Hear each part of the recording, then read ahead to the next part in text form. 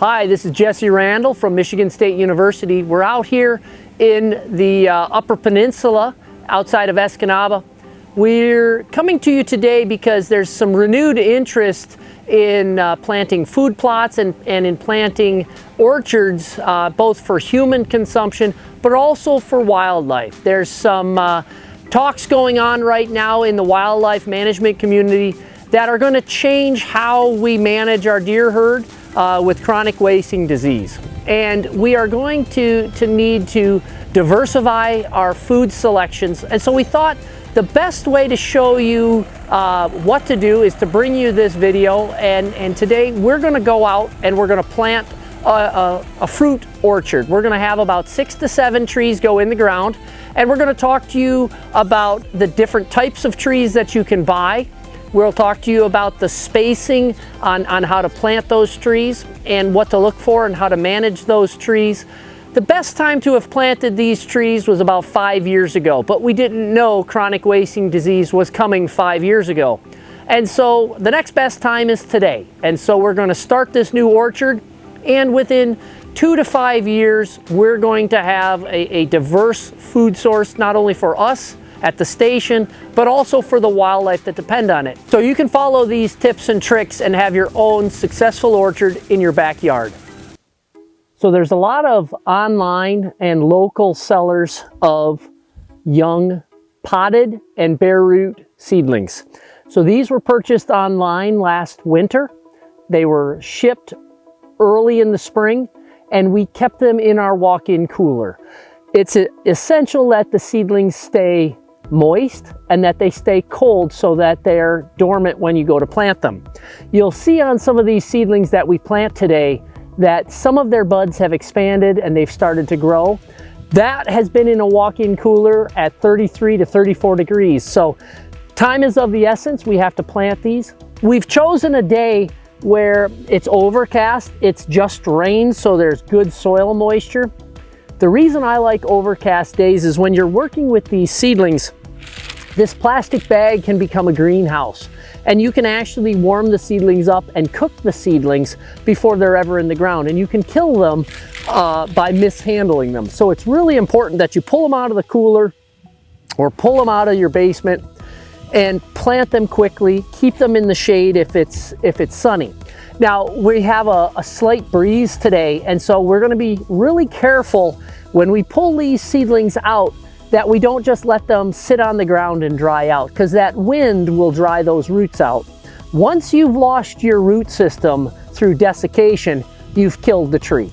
And so they're fairly sensitive. We're going to plant both potted seedlings and bare root seedlings today. And so what we're going to do is, I know we have in here a couple of different, we have some cherries, we have some peaches, and we have some plums to go with our old apple trees in the background. So the first thing that we're going to do is figure out how many of each that we have. And here's a fairly good standard size plum. And here's another plum. It comes in this wet paper, shredded paper, to keep those roots moist on that seedling.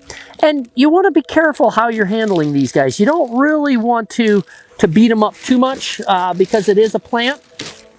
So right here, all right, we see a seedling that has been grafted on, and all fruit trees that are named cultivars are grafted. We have a taproot that has been cut off, undercut in the growing process, and all of these lateral roots, and they're already beginning to dry out. So I'm going to put this away here pretty quick. First problem people make is they dig a hole thinking they need to bury this knot right here, and this is the graft union.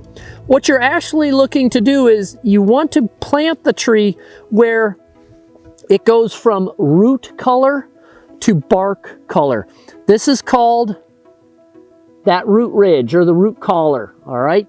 You don't want to plant any deeper than this. If you plant up here, the seedling will die, all right? Or it just won't thrive. So I know I'm going to need a hole that's about 8 to 10 inches in depth and about a foot wide. Here's a seedling that has come in a pot. So these are kind of a supreme, what they call a supreme variety.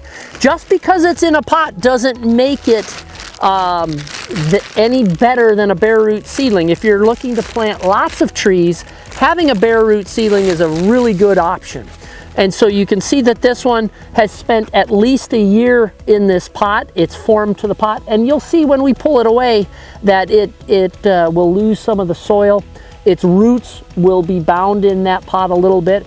And therein lies one of the biggest problems with potted seedlings, having a root-bound seedling. And we'll talk about that when we get to planting this. This is a standard size plum. So one of the advantages of using an auger like this is it makes really nice, friable soil that's loose. There's not a lot of clods in it. You'll have to clean the bottom of the hole out a little bit, but it's going to have really good, or allow for really good, root to soil contact. So one of the downfalls with an auger like this, or any auger, is the tendency to want to plant too deep. And you dig a deep hole, and then all of a sudden you have to fill part of that hole back in. And as the rain settles the soil, the plant goes down in the hole. So now we have a potted tree to deal with. You can see we've got a fairly deep hole.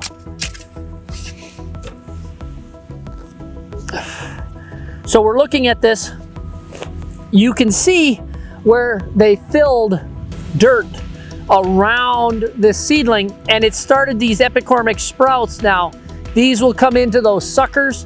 You can see that it's below the graft union, and so what that means is these will not form good plums. Above will form what we think of it as a Stark's Delicious plum.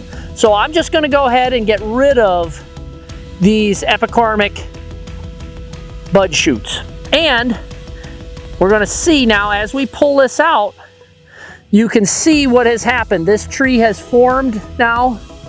Its root systems are growing, and it has expanded. You can see there's a lot more fine roots on this tree versus that other one. But I'm still going to look for that area where you can see I've peeled off almost 2 inches of soil. So one thing, when you buy seedlings from nurseries, they come fairly deep in the pot. So now we've loosened that up. I'm also going to loosen these side roots up. And I'm going to, sometimes you have to use a knife, sometimes you have to use your clippers.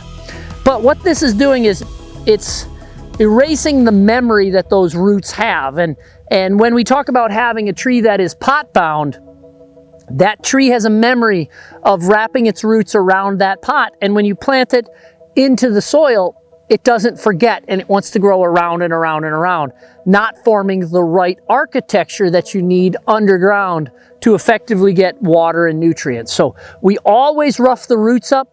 We always find the planting depth that we should be at, and then we go forward.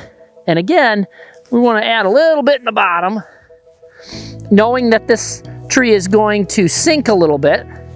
And on potted trees, you bring in that soil, you work it around.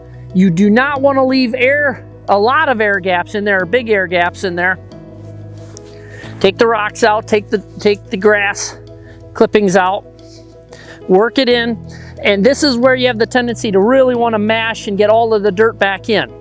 I would rather see a little bit of loose dirt left on top, and I am going to take this sod. I'm going to get rid of it because sod really impedes the growth of trees, and we'll talk about weed control on newly planted seedlings in a future video. But I'm not going to step on this tree. I'm just going to press it in with my hands. That's enough pressure. And there you have another seedling. This is a potted seedling, and we'll see how it does compared to our Bareroot seedlings moving forward.